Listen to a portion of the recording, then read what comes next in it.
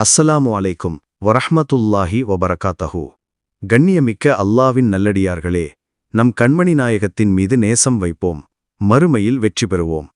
அல்லாஹ், ரசூல் மீதான நட்பு, பிடித்த நபர்கள் உள்ளிட்ட அனைத்து விஷயங்கள் மீது நேசம் வைப்பதற்கு கூறப்படும் சொல். அல்லாஹ் தன் அருள்மறையாம் திருமறையில் சொல்கிறான், நிச்சயமாக அல்லாஹ் நன்மை செய்வோரை நேசிக்கின்றான். அல் குர்ஆன் சூரா 2 வசனம் 195. நம் கண்மணி நாயகம் ஹல்ரத் ரசூல் ஸல்லல்லாஹு அலைஹி வஸல்லம் அன்னவர்கள் கூறினார்கள், இறை நம்பிக்கையின் அடையாளம் அன்சாரி சஹாபாக்களை நேசிப்பதாகும், நயவஞ்சகத்தின் அடையாளம் அன்சாரி சஹாபாக்களை விருப்பதாகும். அறிவிப்பாளர் ஹல்ரத் அனஸ் இப்னு மாலிக் ரதியல்லாஹு அன்ஹு அன்னவர்கள். ஆதார நூல் சஹீஹ் புகாரி ஷரீஃப் 3884 ஹதீஸ்.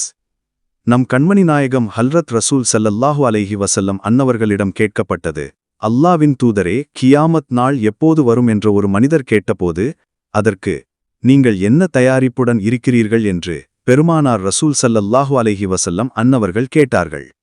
என்னிடம் தொழுகை, நோன்பு, தர்மம் போன்றவை ஏதும் பெரிதாக இல்லை, இருப்பினும் நான் அல்லாவையும் ரசூலையும் நேசிக்கக்கூடியவன் என்றார் அவர். நீங்கள் யாரை நேசிக்கிறீர்களோ அவருடன் மறுமையில் இருப்பீர்கள் என்றார்கள் பெருமானார் ரசூல் ஸல்லல்லாஹு அலைஹி வஸல்லம் அன்னவர்கள். அறிவிப்பாளர் ஹல்ரத் அனஸ் இப்னு மாலிக் ரதியல்லாஹு அன்ஹு அன்னவர்கள். ஆதார நூல் சஹீஹ் புகாரி ஷரீஃப் 6171 ஹதீஸ். நல்லோர்களது நற்சொற்கள்.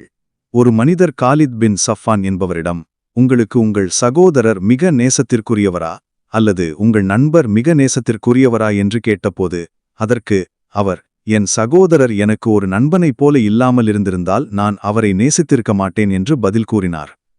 ஆதார நூல் இக்குவான் பக்கம் 3354. கண்மணி நாயகத்தின் மீதான நேசத்தின் பலன்.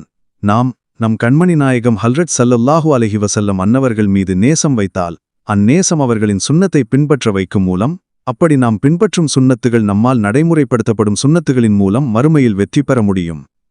இன்ஷா அல்லாஹ் நம் கண்மணி நாயகம் ரசூல் ஸல்லல்லாஹு அலைஹி வஸல்லம் அன்னவர்கள் மீது முழுமையான நேசம் கொள்வோம், மறுமையில் சொர்க்கத்தில் நம் கண்மணி நாயகத்துடன் இருப்போம்.